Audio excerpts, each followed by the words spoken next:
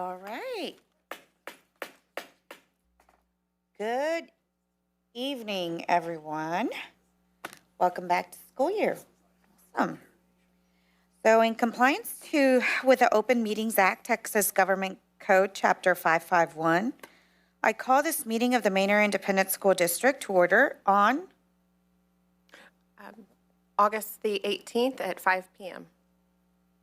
Let the record show that a quorum is present. This meeting has been duly called and notices of this meeting have been posted in accordance with the Open Meetings Act. So now the board will adjourn into executive session at 5 p.m. pursuant to the following sections of the Texas Open Meetings Act: 551.071, 551.072, 551.074, 551.076, and 551.129.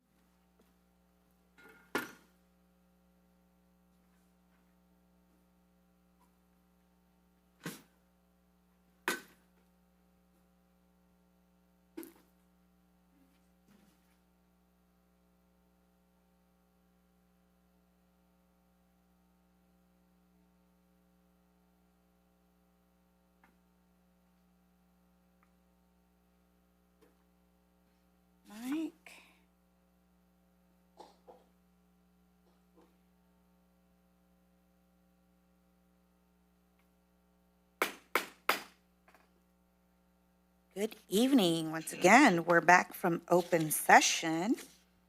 And the board will reconvene in open session at, 5:44 PM.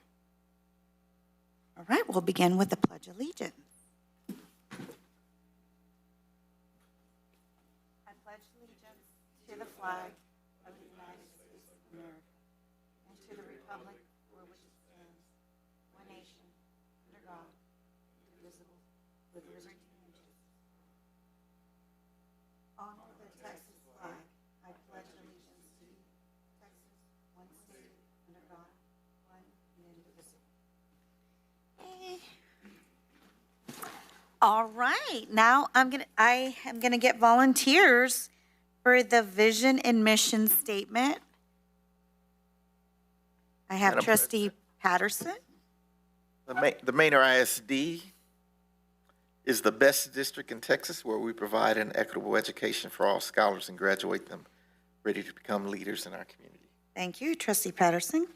Can I have someone for the mission statement?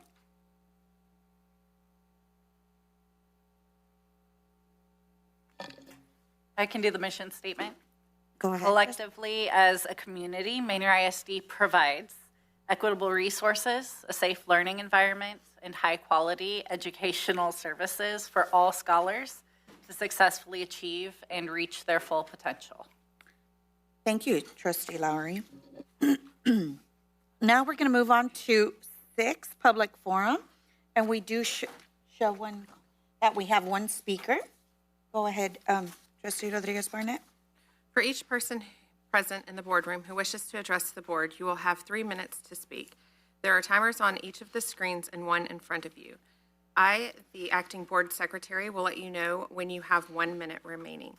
Because of the topic posting requirements of the Open Meetings Act, board members are not permitted to answer any questions posted to the board by the patron, and no action can be taken on any issue presented during this time.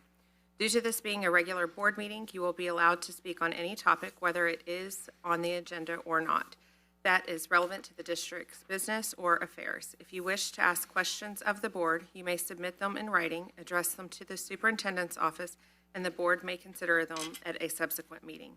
If you are an employee or employee's representative, please be advised that the grievance policy deadlines are not waived. If you have any documents to pass out to the board, please identify those documents and provide them to the board secretary. Finally, please be aware that the rules of decorum will be enforced during the public comment period as noted in policy BED regulations. Each participant is legally responsible for the content and consequences of his or her statement. The speaker for this evening is going to be Michelle Ponish. And this Ponish, Poenisch, and the topic of discussion is budget cuts. That is Ponish, by the way. What?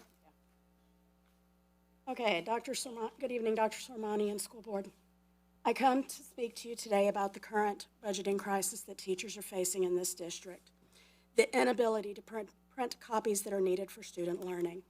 As of the beginning of this school year, teachers were informed that we had $2 per month for printing. Prior to this meeting, I have been informed that it was increased just this morning. However, for many teachers, this still leaves us at a loss for doing what is right by our students. I'm speaking based on personal experience. However, I know many others are struggling with this as well. I teach 8th grade social studies at Decker Middle School. This is, as you know, a STAR-tested subject area. In order for students to be successful in the class, they need to be exposed to written text about what they are learning. Students need copies of maps, reading passages, primary source excerpts, and so much more.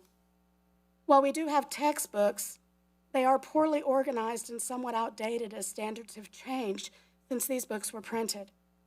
We do not have consumables, and our digital textbook is not user-friendly.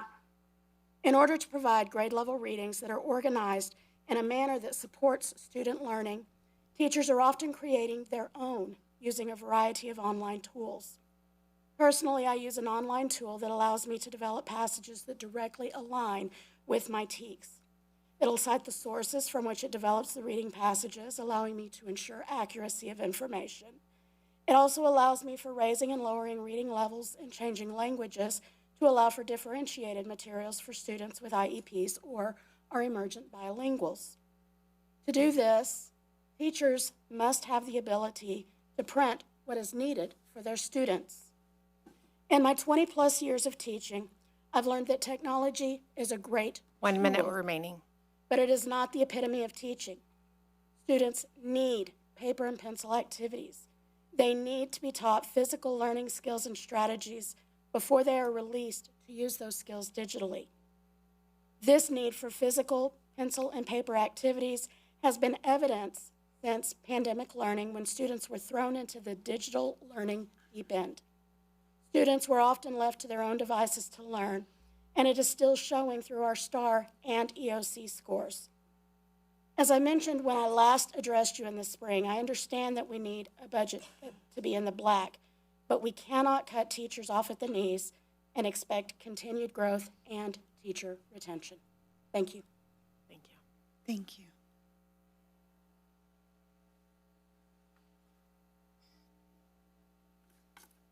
Thank you.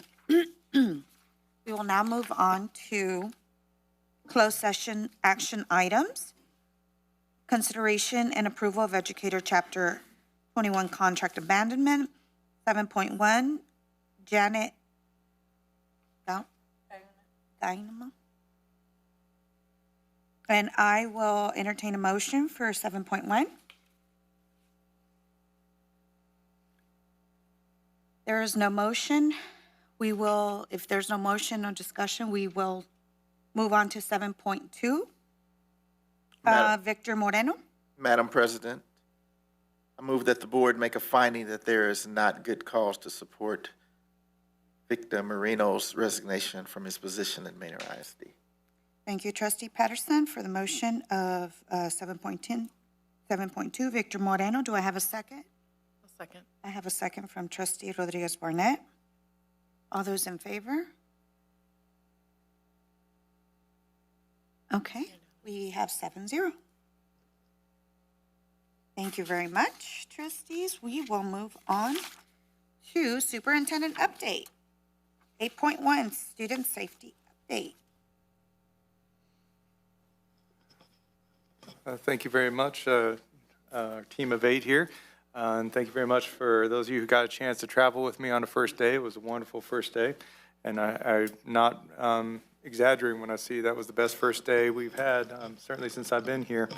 I know I was with Trustee Barnett, and I was telling her that she was looking at the transportation website and looking for the late buses. And I said, no, there's got to be more late buses than that. But no, there were not. So special hats off to our transportation department. And I think I saw Armando out there. I want to say your grounds were beautiful. The guys did a really good job. I saw them sitting out there in the sun trying to get it mowed right before the first day, and it showed. So I want a special shout out to them as well. So can we give them a clap? Yay, thank you.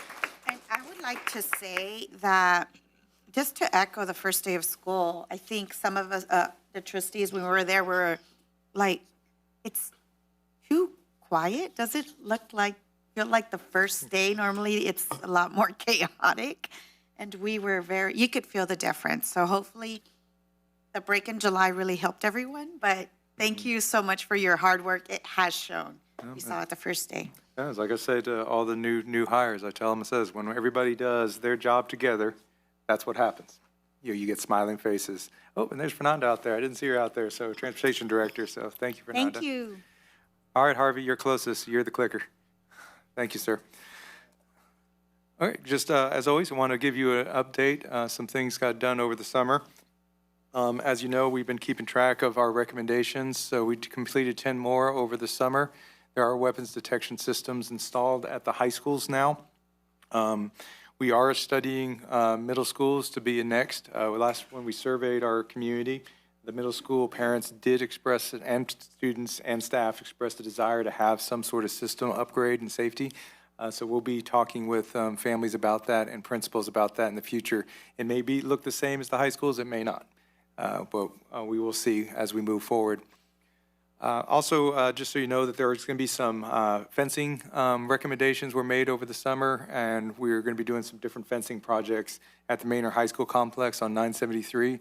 I believe there's 3 of them going on. One of them is happening immediately to create a secured walkway between MEX and the senior high school, so a student can walk from the early college all the way to the athletic facilities without leaving a secure environment, which will be a wonderful upgrade to that facility.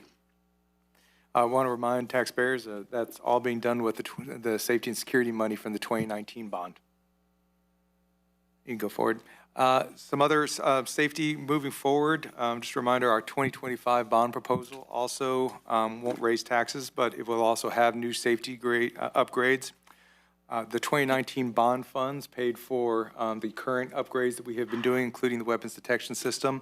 But we are going to need new bond money to accomplish a few of these other items that I placed up there. One of them is to finally decrease, not just decrease, but almost eliminate the busing between the Manor High School campuses. One thing in talking with families at New Tech High School that's always we knew was going to take longer than a year is to change the setup of New Tech High School so that there isn't a way to walk into the center of the school. Obviously, we can put fencing up, and we are putting fencing, but there's a way to make it even more secure in the design itself. Finally, we do need to do some camera upgrades at the elementary level, and there are a few other sites around the district that we want to put some new fencing in at other campuses as well. So 2019 bond funds right now are being used to upgrade the middle school cameras, but after that money is expended, then there would need to be another funding source in order to do the elementary cameras. I got a few points of pride for you I want to get to. You go forward one more, sir. Oh, thank you. We got Titan Robotics. They've already started winning.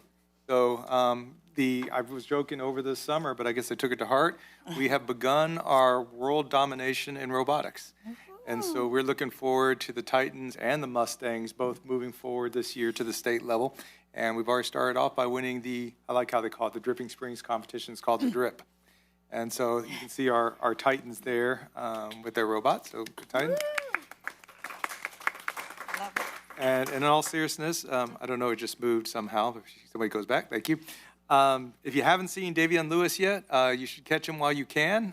He is the national record holder in the long jump, and he is a sophomore. So he is a junior Olympian. He was, as a freshman, he competed at the state track meet. And he has been offered a Division I scholarship in football already as a sophomore. And so you can see him at a stadium nearby, just down the street right there, if you'd like to go see him in action. So he's an outstanding young man. If you get a chance to talk with him, and couldn't be prouder of him. So, all right, thank you. So at this point, we will turn it over to who's next on the information item, Madam President. Information item 9.1, the property tax public hearing. Moises Santiago.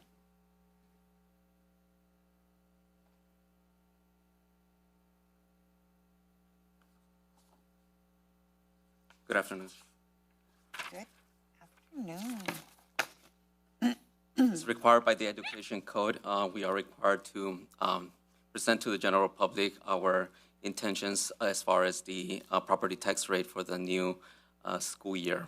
Even though we have already adopted a budget, we still have not adopted a property tax rate. So here we are presenting our proposal for the upcoming school year. What we have here is a historical graph of what our certified values have been over the years, the last 7 to 8 years, and also the state T2 values. Just as a reminder, the state uses the state value to fund us, and we use our local value to generate local revenues. 2025, the certified value decreased by a 2.38%. Keeping into account that the homestead exemption increased from 100,000 to 140,000, which caused the decrease in the certified value. The projected T2 value is projected, of course, to decrease by 1.37%. Earlier in the in the year, or back in April, the Travis County Appraisal District estimated that our value could decrease by up to 3%. So we came in right under that. Since the implementation of House Bill 3, 2019 was adopted, the property value has increased by 109%, and the average growth of 14.4% over the last 5 years. Of course, within those 5 years, you have to take account for those COVID years where we had dramatic increases in the value. The new legislation, House Bill 2, increased the homestead exemption again from 100,000 to 140. So we are looking at now the top 10 taxpayers in our roll, tax roll, which includes the Samsung and the Applied Materials. Top 10 make up 15% of our property value at about 1.7 billion in values.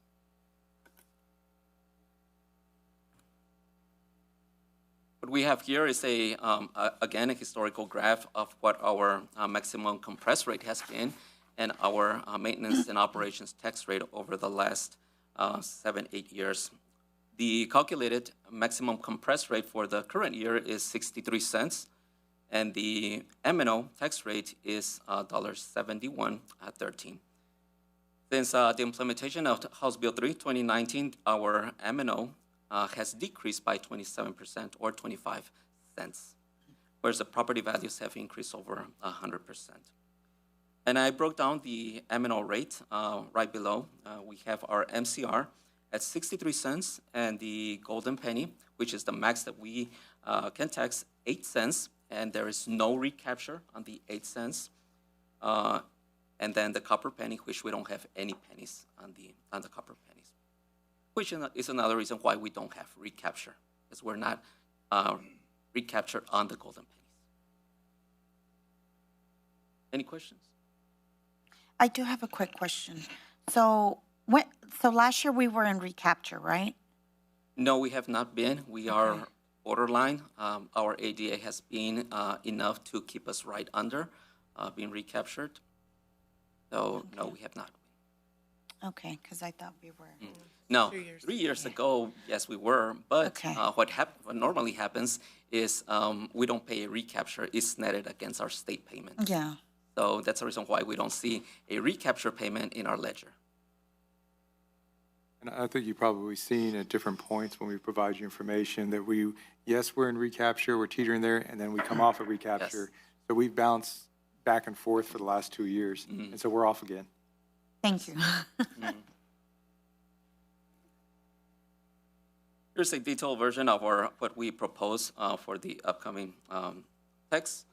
So the yellow column right there is the last year, tax year at the homestead exemption of 100K. And then we have the blue column, which is the proposal for the current year at certified values of a homestead exemption of 140,000K. So based on the value that was submitted in July, we have about 11 billion that is not under review, and we have about 2% of the certified value that's still under review. I'm estimating about a 20% that might not be approved, so just on the high-end conservative side. So we come, based on that, we come up with a net taxable value of 11.2 billion. Properties increased by about 1,300 total parcels in combination of businesses and residential. Our M&O, proposed M&O tax rate and INS are remaining the same. The total tax rate, $1.08. Total calculated levy is 121 million. Therefore, the total tax levy of 122 million. Of that total tax levy, we are budgeting or assuming our budget at 98.5 collection rate. For the M&O, we are estimating about 79 million in M&O or operating revenues, and 41 million for debt service or INS tax revenues, for a total estimated decrease of at least 2.1 million in tax revenues, combined M&O and INS.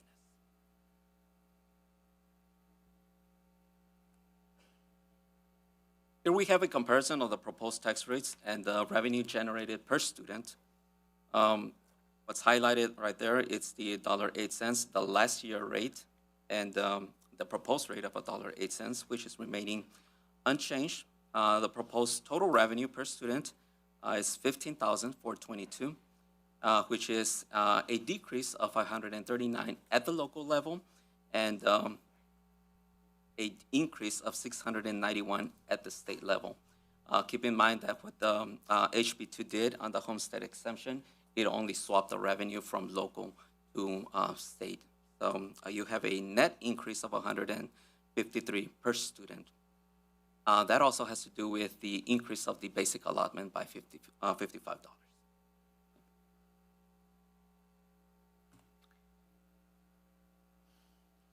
Here we have a comparison of average residences. This is a snippet of what was posted on the newspaper. We have average market residences at about 352,000, which is an increase, or a decrease rather, by about 6% on the average residence. So the average resident should expect a decrease on their property taxes by about $240. The voter approval tax rate, which is the rate that a school district, the Manor ISD can adopt, the maximum rate without going for voter approval. It's $1.20, $1.24. And of course, the rate that we are proposing is a lot less than that, $1.08. So we are proposing $1.08. A total $1.08. Yes. Thank you. Here we have other scenarios of the different values of properties, averaging between $275,000 and $500,000. The average resident, 352. So if your home was valued last year at 374 and now it's worth 352, you might see, or you would expect, a decrease in your property taxes by about 240. So there you can estimate more or less of what your value is worth and calculate more or less what your taxes are going to be for the year.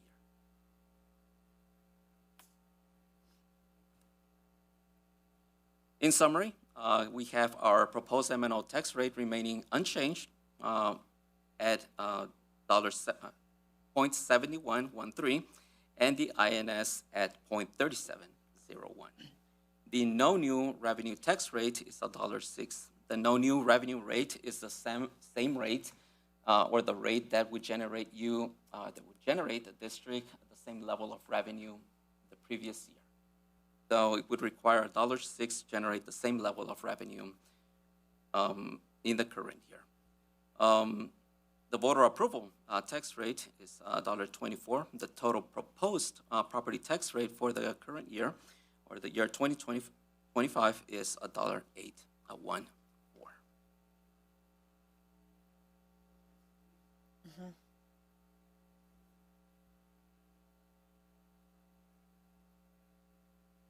That would be our max, $1.24. We're not doing No, that. and No, I was sir. going to point out that towards the end. So, Right. and that's why I asked again earlier, what is $1.08, the tax? Yes. We are leaving our total tax rate unchanged. So. That concludes my public hearing. If there's any questions. So thank you so much, Moises, for the presentation and for for your answers on the questions.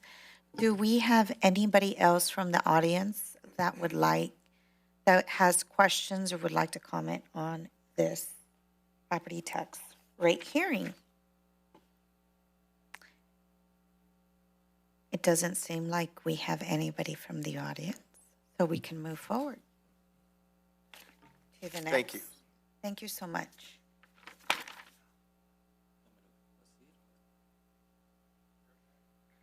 Okay, so we're going to move to where am I? Get it over. Okay. 9.2, monthly financial report, Moises Santiago. So here we have a recap of the last year financials. The year-to-date revenues collected during the year of 2024-25 were $94.1 million, which is a decrease of 6% over the previous year. Total expenditures were 118 million over the previous year, which caused the fund balance to decrease by 23 million, which is equivalent to about half a month of operating reserves, or 18 days. The actual cash for operations at the end of June was 13.7 million, and we still had not tapped into the loan proceeds. We have 30 million that we borrowed back in June.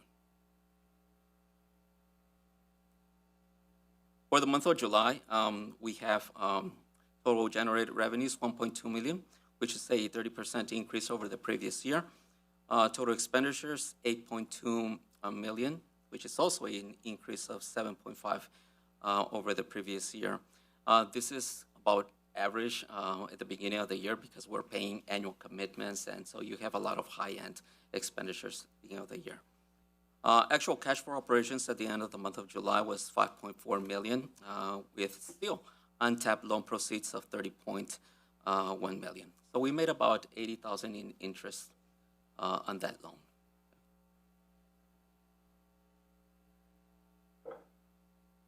Here we have an update of our cash flow. The information that's changed is where you have the green arrow pointing downwards. At the end of the month of June, we finished off the year with a CPM of 5%, which is the fund balance as a percent of the operating expense budget, equivalent to about 6 months in operations. We adopted a balanced budget, so we're calculating about 5.8% CPM by the end of the year. If we remain as we adopted the budget, keep our expenditures under control, generate the same revenue that or generate at least the revenue that we projected, we might end the year with a 5.8% CPM or increase at least by a 0.1% on our monthly reserves. I am anticipating that we are going to have to borrow again around the same time that we did last year, at least between 20 and 25 million for the upcoming or the next months of operations in the 26-27 fiscal year. And we already had anticipated this. Yes, ma'am. Yes. And we had a plan in place to do a balanced budget until we get our cash flow all in order, and then Correct. we can build up our fund balance. Correct. Yes, and on these projections, we are not counting other sources of revenue, such as asset sales, land sales, things like that, anything, or even the appeal of our state value. None of that revenue is considered in these projections. Our goal, of course, is to widen the gap between the green line and the red line right there so that we can go back to how we were back in May 2023 when we had operating reserves of 4.3 in monthly reserves. We had back then a unassigned fund balance of at least 35 to 40 or 40.3 million, something like that. So that's our goal, so that we won't have to, again, borrow and borrow. Thank you. Here's our quarterly investment report. This is for the period of April 1st through June the 30th. We earned about 1.3 million in interest, which is a decrease over the previous quarter. We averaged about 3.69 on yield. Breaking the 1.3 million in interest, about 13% corresponds to the general fund, 43% to the debt service, and about 15% to the bond, and 27% loan proceeds. Most of our investments are in the tax pool, or 86%, and 14% are in our 40% are in our depository.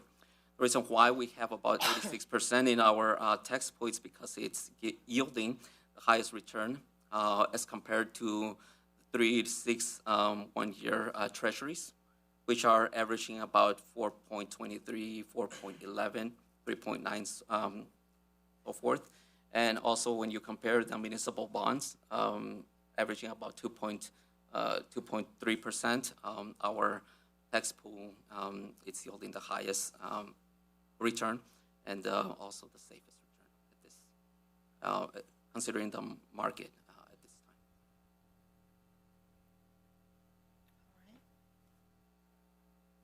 time. Concerning the fund balance loan, the 30 million or so, last year, we got a loan of about 13 million, Yes, sir. and we were able to pay that off in January, February? We paid it about in 3 months. We paid it off in March. Okay, mid-March. did I miss it, or did you tell me when our plan is to pay off the 30? Our goal is to pay it around the same time. Okay. Yes, that is our goal, so we can at least have some interest savings. Thank you. It might be probably important to remind people that because of we have such a property tax burden, and the state doesn't really give us a whole lot of state aid, all the state aid that we're going to get is going to come in September 2026. And we'll get a little bit coming up here in September, but bulk of our money isn't till September 2026, which is confusing because it's in this fiscal year, even though it's in next school year. So unfair. So we get about 80% between the months of September and October. But we get the majority of our revenue when property taxes come in January, which means we can pay off the loan right away, which, banks know that, and so they loan us the money knowing we're going to pay it off because they know exactly how much property tax we can get. But it's an unfortunate way that Texas school systems are run, that they cause districts that are considered property wealthy to have to front all the expenses that the legislature wants us to expend. And so this is not something where we're worried about paying off the loan. We know we're going to pay it off. We know we're going to pay it off early.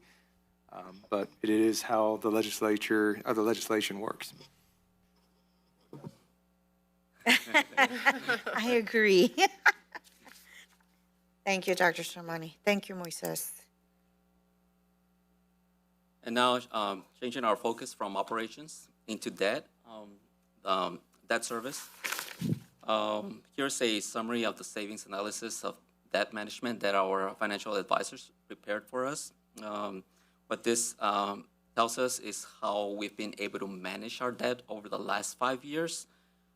There are 2 tools that are available to school districts that help manage our debt. Those 2 of them are bond refinancing and bond defeasance. The difference between the 2 of them is that the first one, the bond refinancing, we keep our debt in our books, the principal stays in our books, and we only shorten the interest payments. So it's just like refinancing your mortgage or your car payment. On bond refinancing, we have refinanced about $164 million over 5 years, and we have generated an interest savings of $25 million, or an average of $3.1 million per year. That we've saved. We have saved, yes, $24.9 million in interest savings on refinancing only. Now, on the side of bond defeasance, the difference between this and the refinancing is that the principal payments are removed completely from our books, and those the payments are made through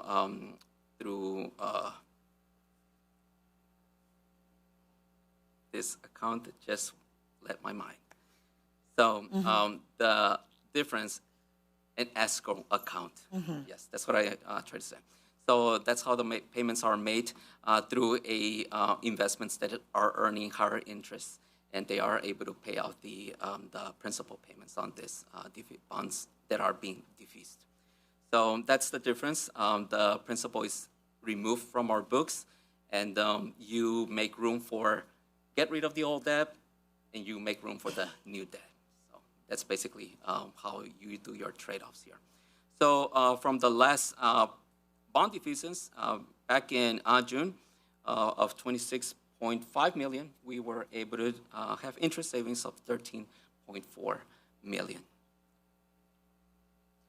There are several variables that are considered whether one is good for the other, but those are all considered taken into consideration by the FA, and also depending on the circumstances of the bond market at that time, considering the current tax rate, the new legislation that's upcoming, or also our cash flow projections. But the goal of the overall of this is to achieve the overall best goal or outcome that generates the highest or the best interest for the district, given all of the variables that have been mentioned.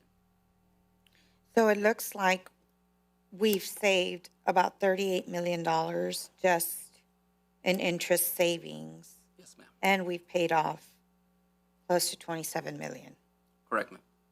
Combination of refinancing and bond defeasance. Okay. Mr. Santiago? Mhm. Is there any chance we might pay off any other debt in the near future? We might be up. Any other debt in the near future? Do we have any defeasance options that we might be able to present to the board in the future? Yes, sir. On the bond proposal that was presented back in the last board meeting, we included in the planning about 29 million in bond defeasance that would help eliminate some of the old debt from our books, make room for new debt, therefore allowing the district to keep the same tax rate. And how much was that again? 29 million, I believe Okay. that's what the proposal that the And that's financial defeasance? advisor. Oh my God, that's awesome. So then, that's just, if you add all the defeasance payments we've made and the interest savings all together, I think, you guys have done a great job. It's a lot of savings and paying off debt. Right. And we can estimate more or less if the interest rates remain about the same, 4.3 within the 4 to 4.5 average, we could still average another 13 to 14 million on the 29 principal defeasance. So just to have a rough idea of more or less how much those savings would generate when it's that time. Thank you very much. I think that concludes my report. Thank you. Thank you. All right. So we'll go on to information item 9.4, the CPM 3 Board Monitoring Report. Dr. Spence. Good evening, team of 8. Good evening. Good to see everyone. So with Constraint Progress Measure 3, the purpose tonight is to provide you an update. And remember, of course you know because it's your constraint, but Constraint Progress Measure 3 constrains us from allowing any school that has been rated an F for more than a year to not make progress on their overall numeric score. So 5 days ago, we got the release of accountability. You all got the release of accountability too. We got 2024 and 2025 state accountability ratings simultaneously, which brought about some unique situations that we'll chat about a little bit in terms of implications in a couple minutes. In terms of the overall district rating, we stayed right there on the cusp of a low D as a district. And in terms of our elementary ratings, here they are for 2024 and 2025. You'll see that in terms of highlights, one of our campuses did bump up from a D to a C. And 6 out of 9 of our campuses did grow and improve their overall numeric score, with 3 of our elementary campuses able to level up from an F into that D range. In terms of CPM number 3, this is a list of the campuses that in 2024, you can see, had an F rating from the state. And so in terms of looking at whether they grew or improved their overall numeric score, each of those 5 elementary campuses did grow in their overall numeric score. And I can click back up here to show you the percentage points of improvement. So let's take a look at the secondary ratings for 2024 and 2025. You'll see that 4 out of 5 of our secondary campuses did grow and improve their overall numeric score, with Manor New Tech High School getting over the hump from that C to a B. In terms of constraint progress measure 3, at the secondary level, that involves 2 of our campuses, Decker Middle School and Manor Middle School, that had an F in 2024. And when we look at whether their overall numeric score grew, it did, with Decker Middle School growing 10 percentage points and Manor Middle School growing 7 percentage points in their overall numeric score.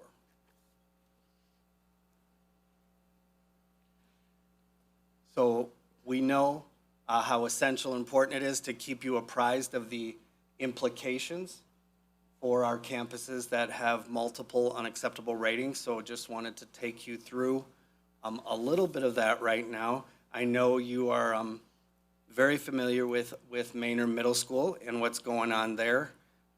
For the public, the implications of their ratings are that sanctions for consecutive Fs has been suspended for this year and next year due to our engagement and partnership, our 1882 partnership with Third Future Schools. As I say in the slide, during that time, we need that C rating to hit reset, or we will start the clock back up where we left off.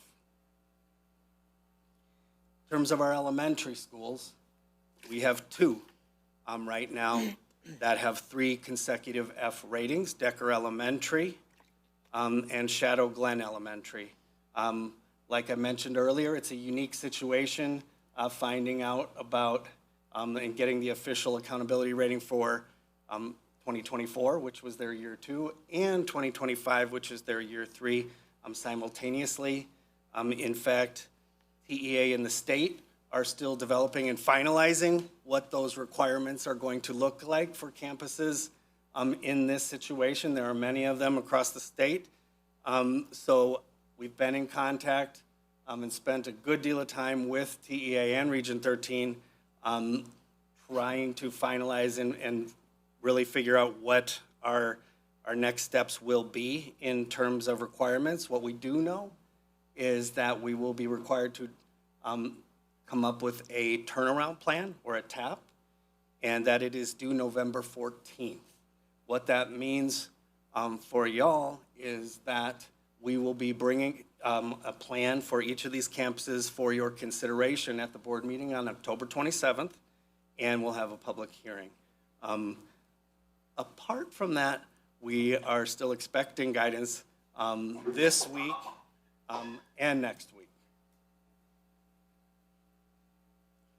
I'm about to go to this FCA church thing. Oh, we can't So in- mute. Can we mute Dr. Thomas? Oh. Yes. Oh.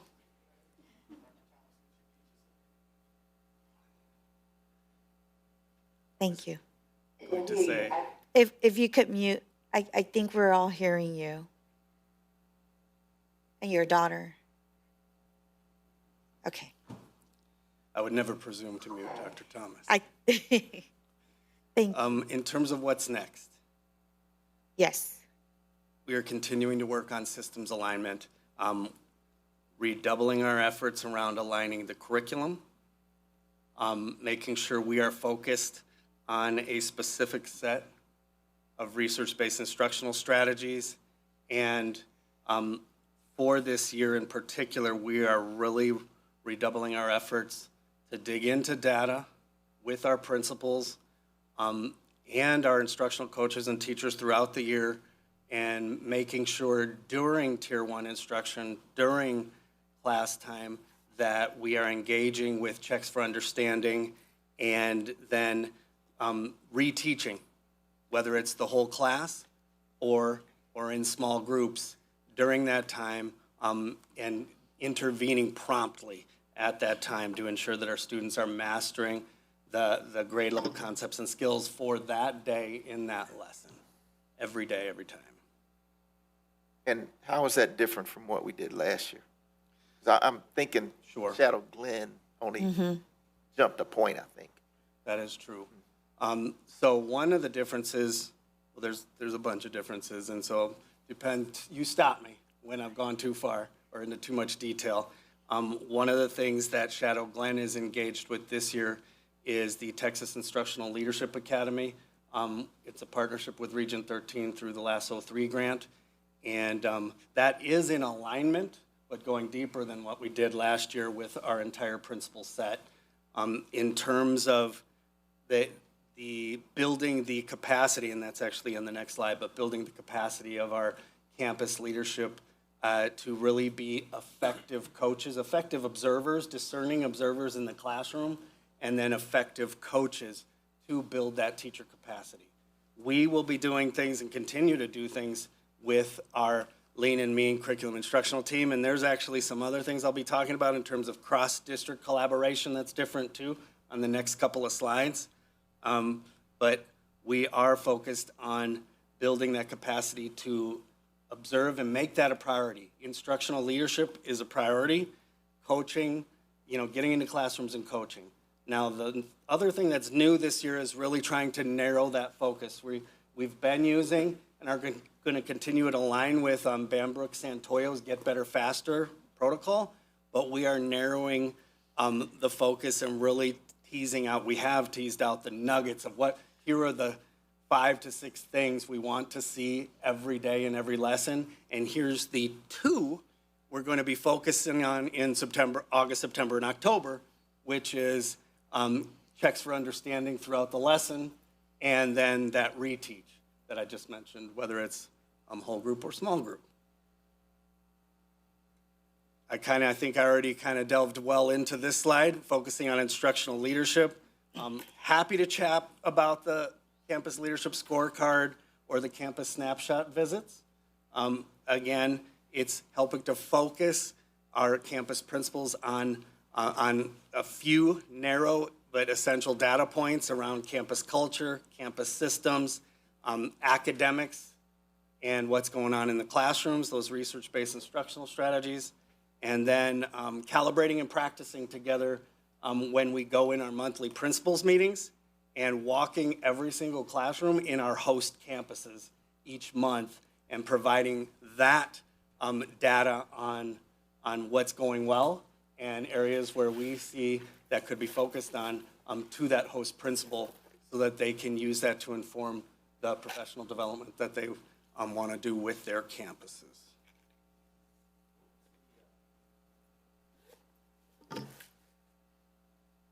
What was the situation with Lagos Elementary? Their data kind of dropped significantly. Well, I will say this. Lagos had a exceptional and a legendary principal that is really hard to follow.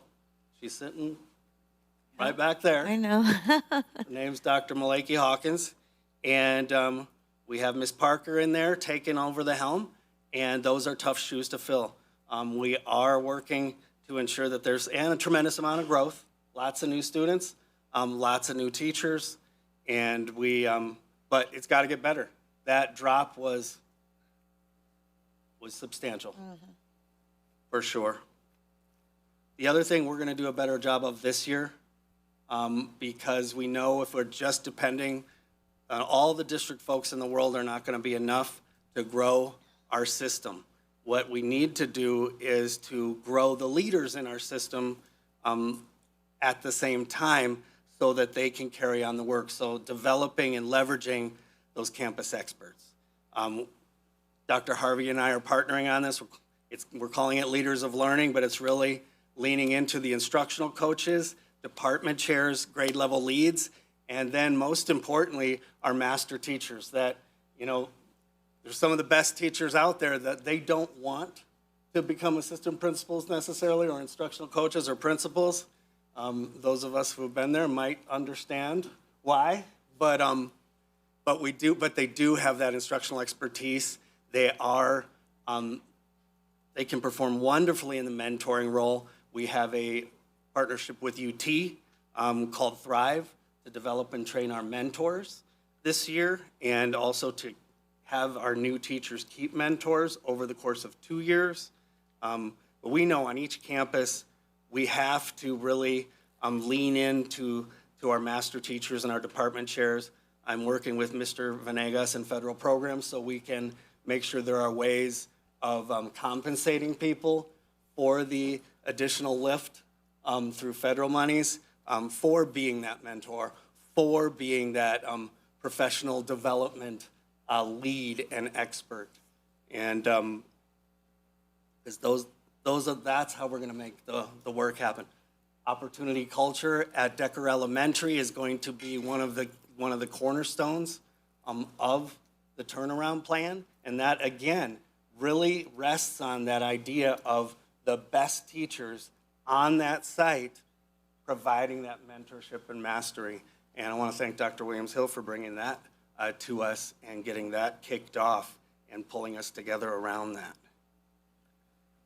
The other thing that we are engaged with is a comprehensive resource model. So over the last few weeks, we've brought together, actually there's additional people that have jumped on board. David Gonzalez in tech is on the team. It's this coordinated cross-district support team that we're meeting and talking about in our areas. What do we see in the data? What do we think, what ideas do we have to improve instruction and improve student outcomes? And then how do we integrate? We have already kicked that off. That'll be the team that works hand in hand with the campus leadership to develop and implement the turnaround plans.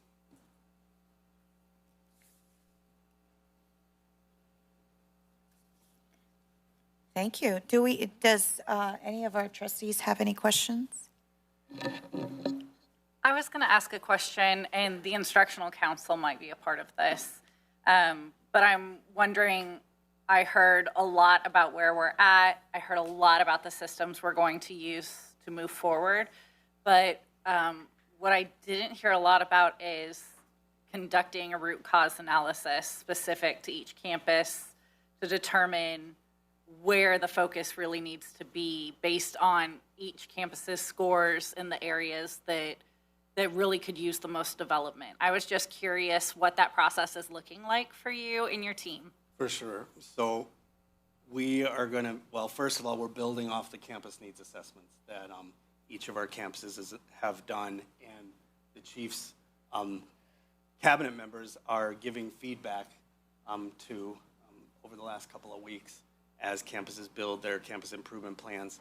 But then we're pulling in and really utilizing that iStation data last year in particular, using the iReady data with a grain of salt, but also pulling in, this kind of jumps into the campus leadership scorecard too, but looking at discipline data, looking at student attendance data, teacher attendance data, and really trying to bring in all of that information to use some of those tools like a root canal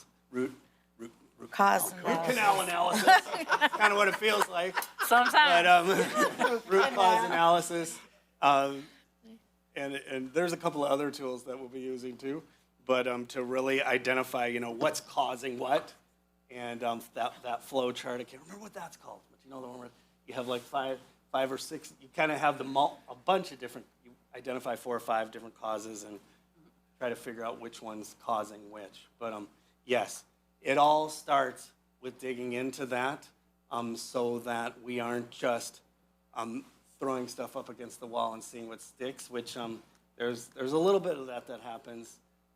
But with the people, and keep pointing backwards because I see people back there like Rick Bean, like Kendra Doyle, like Ricardo Venegas, although he doesn't know I invited him to the next instructional council meeting, that are going to be instrumental in teasing, like Beth Chapaton, who's not here today.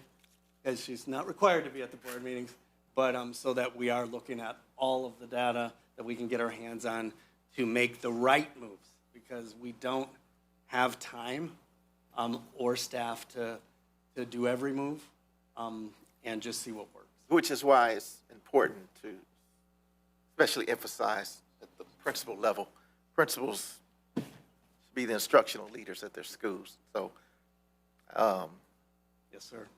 because you all from central office, I mean, you're not there. So the person who's running the campus has to have a skill set, and everybody has to know that those people are the instructional leaders. And it's been my experience that turnarounds, you have to do them quick because you don't want to create an environment of long-term low performance. So we need to really emphasize this year that we really need to make the jumps, to continue to make the jumps that we made. We just need to jump out of the water and not stay back in there.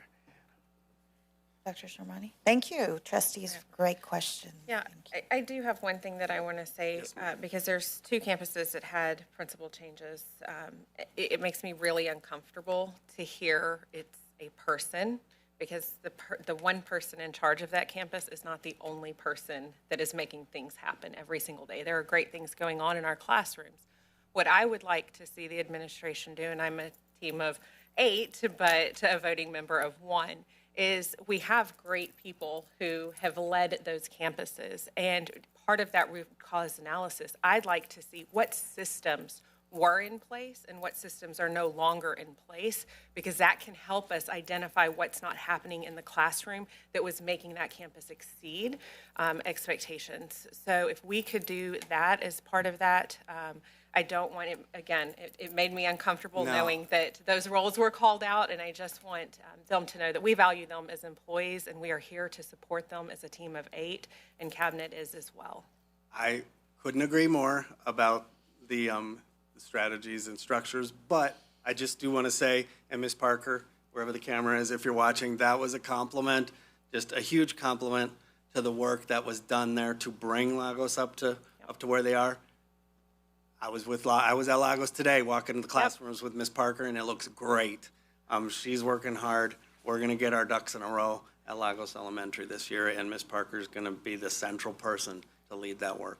Yeah, and I do have one thing, and Dr. Sermani, maybe you can help with this. I had a couple of documents that you all said that you're going to be using. The campus leadership scorecard, I'm sure part of that is that balanced scorecard approach that I've mentioned previously. If you could get that in addition to the campus snapshot visit, we've got a lot of educators that sit on our board and an extra set of eyes. We've all worked in different disciplines, so there may be something that Cabinet may not be thinking about that we may have an idea, and it might help the team. Obviously, we won't be giving specific direction, but just ideas for you. I think that would be helpful if you could add that to the Big Rocks. Love that. Sure. No problem at all. Thank you. I love all the comments, and there's at least 3 principals out there where they felt themselves incredibly blessed when they found out who their thinking partner was on that root analysis, because it was me. I heard a text string went across the entire district. Did you get Sermani? Who got Sermani? But anyways, I was a principal for many years, and so I want to make sure people know that I'm willing to chip in and help as well, since I do understand root analysis. And I literally 2 hours before this meeting, I was giving the feedback back to the campus principal, and really what I always tell them is simplify. Every principal tries to do everything. You can't. You got to take it a step at a time when you're doing a turnaround. There's no doubt.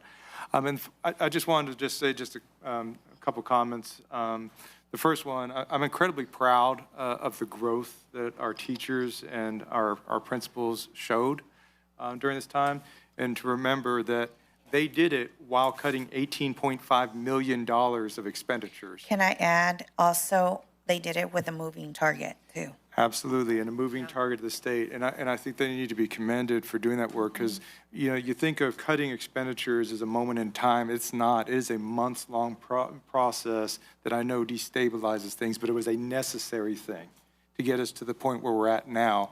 And where the point we're at now is everybody's proud of the growth, but no one is happy with Fs and not even with Ds. That's not what we're about. and we are moving towards C or better. That's bottom line, and the staff knows it, we know it. We are in a good place, and we are moving forward with all deliberate speed, and so I appreciate your support and your comments. And you said it right, we're a team. We bounce ideas off each other, just like I do with the principal, you do it with me. And together, we're going to get there, no doubt about it. So, thank you. Thank you. Thank you. All right. No further comments, questions? We'll move on to 10, consent agenda items. Do I have a motion? Madam President, Yes, trustee Rodriguez Burnett? I move that the board approve the consent agenda items 10.1 through 10.10 as presented. I have a motion by trustee Rodriguez Barnett to approve consent agenda item 10.1 through 10.10 as presented. Do I have a second? Fabian. It looks like Mr. Martinez has. Okay, I have a second from trustee Martinez. If there's no discussion. What did he say? He said Yes, second. exactly, yes. And all those in favor? Okay, 7-0. Thank you. We're going to move on to action items. Action item 11.1, consideration and approval of the new Madam FTEs. President, I move to approve new FTEs for the 25-26 school year as submitted. I have a motion by trustee Howard to approve the FTEs as presented for 11.1. Do I have a second? I have a second from trustee Lowry. There's no comments? All those in favor? Say aye, raise your hand. Passes 7-0, yay.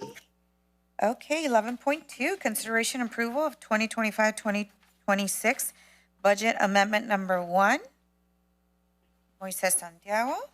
And if there's no, I'll entertain a motion. I move that the Board of Trustees for Manor Independent School District adopt the 2025-26 Budget Amendment 1 as presented. Yay, I have a motion by trustee Lowry to approve 11.2 as presented. I have a second by trustee Thomas. All those in favor? Aye. It passes 7-0. Wonderful. 11.2. Now we're going to move to 11.3, consideration and adoption of 2025 property tax rate. Do I have a motion for 11.3? Madam President, and it's going to take me a while, so bear Okay, with me. go ahead, sir.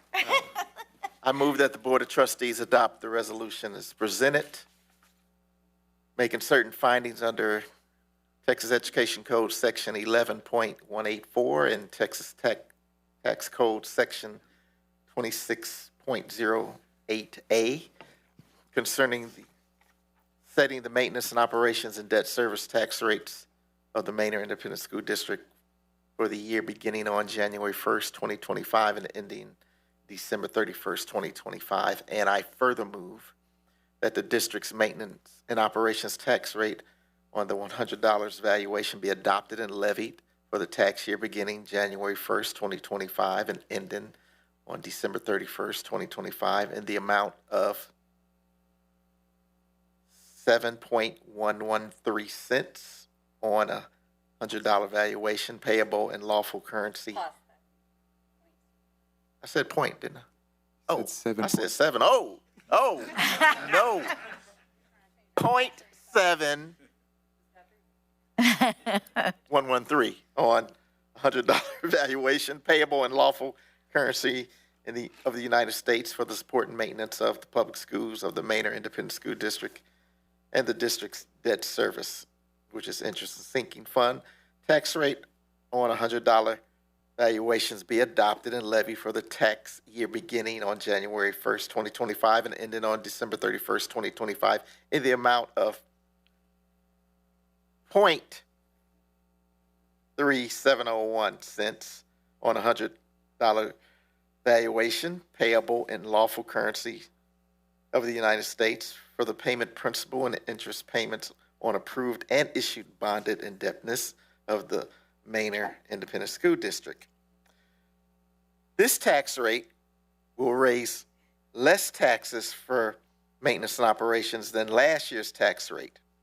The tax rate will remain unchanged and raise less taxes for maintenance and operations on $100,000 home by approximately negative $240. Thank you. I have a motion. I have a second by trustee Howard, a first by trustee Patterson. If there's no further discussion, just to be clear, we will be voting on a 1.00814 tax rate when the voter approved tax rate was set at 1.2438. It'll be at 1.0814. So thank you. Once again, it's approximately $240 less per tax hold. Well, anyways, thank you so much. All those in favor? Aye. 7-0 passed. Awesome. Thank you so much for that long Yes. essay. You're Yes, welcome. thank you. You did awesome.